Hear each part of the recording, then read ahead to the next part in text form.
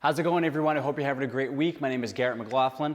In the video for this week, as we highlight a specific exercise, I want to talk about what's called the lift, spread, reach. This is a foot exercise that works on toe dexterity, but specifically, can I teach that foot and those toes how to splay? Too often, if the feet are in this crunch position, we lose the ability to splay. We really lose a lot of the sensory input from the foot because these ligaments that go through the foot, the width of the foot is what's helped really create those signals that go up to the spinal cord and the brain to teach us, again, how to properly position and stabilize the foot and lower extremity. So we need to work on really teaching, can I splay? You can see my hands, right?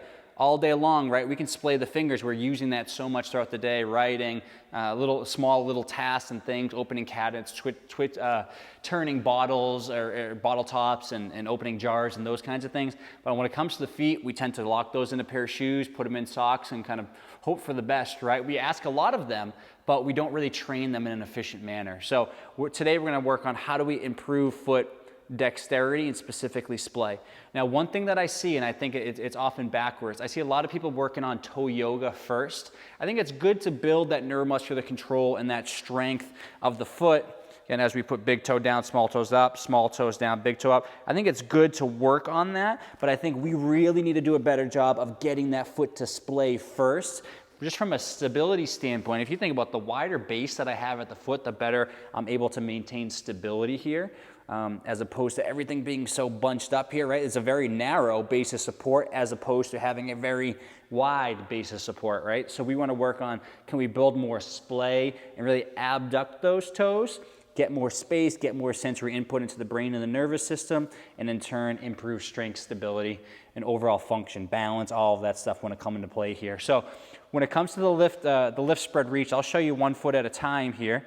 All I'm going to do, exactly as the name of the exercise, I'm going to lift or extend my toes, I'm going to spread or splay them, and I'm going to reach them down as far as possible away from the body as I slowly lower them down in that splayed position. So I'll start here, again, lift, extension, spread, splaying, and really focusing on getting that big toe to move over. A lot of times that thing's pretty stubborn, so getting that big toe to move and abduct, and then reaching away as I come back down, right? So it's a very mindful drill. We really have to think and connect with these small muscles of the foot.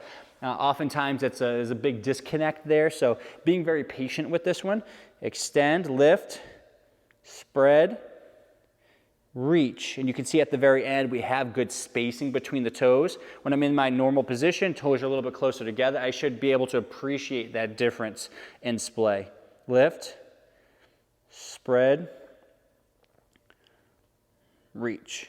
Okay, that's something I can isolate one foot at a time. I can go 2 feet, and I always find doing 2 at the same time allows me to better control. I can see the difference from one to the other if one side is lacking, whether it's the big toe, small toes, and look at that. But what I'm going to do here is I'm going to show you just a better view at this. Obviously here looking at the feet's a little bit challenging. I'm going to show you a slightly different look so you can see just how the exercise looks from the top down.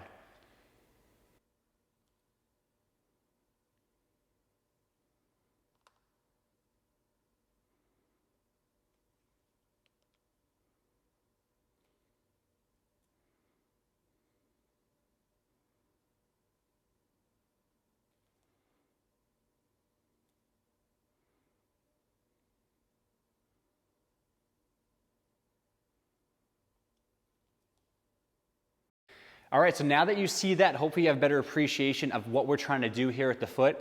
If you're someone that really struggles with that, some people will do really well and be like, oh yeah, I can do that. Other people have to work for it, but there's those handful, that smaller percentage of people that like, I'm telling my toe to do this, my feet to do this, but they're not listening to me in any way, right? Pretty stubborn feet.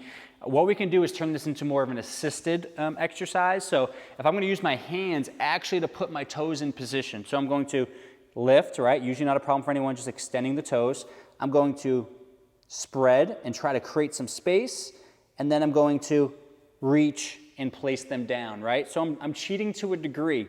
I need to make sure that as I cheat though, I'm still trying to connect with the engagement of those muscles in the feet. I don't want to just allow my hands to do everything and put them down and not build that mind foot connection, if you will. I want to actively, as I'm doing this, okay, splay, splay, splay, splay, assist the rest of the way, push, push, push, push, push, and then come down. I want to actively build that connection. So over time, it translates better to me doing that in a more unassisted manner, right? So this is a simple drill that you can do truthfully every single day. It's not like we're gonna be super fatigued there. We need to do this if you're wearing shoes, specifically more narrow fitting or tight running shoes, dress shoes, heels. If you're wearing those more often, you probably have to do this more often, right? But definitely recommend get out of your shoes a little bit more, move around, work on just building overall dexterity and control of the foot. This is the lift, spread, reach exercise. I highly recommend it because in the end, as we start to work on different exercises, like if I was doing a split squat or lunge, really working on integrating that foot control and that dexterity into some of those.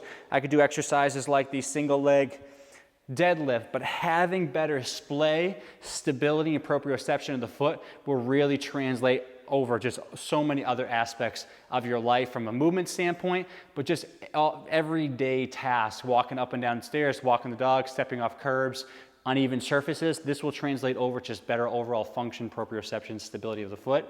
So if you have any questions at all about the lift, spread, reach, drop a comment below. Take care of your feet, toe spreaders if you need to. Think about the choices you're making in terms of footwear, wearing stuff that really respects the overall structure of your foot, right? And then over time, let's preserve or improve that as best as possible because we really need to do a better job of taking care of our feet. Any questions at all, comment below, give me some feedback. I hope you enjoyed the video, and of course, have a great rest of your week. Thank you, everyone.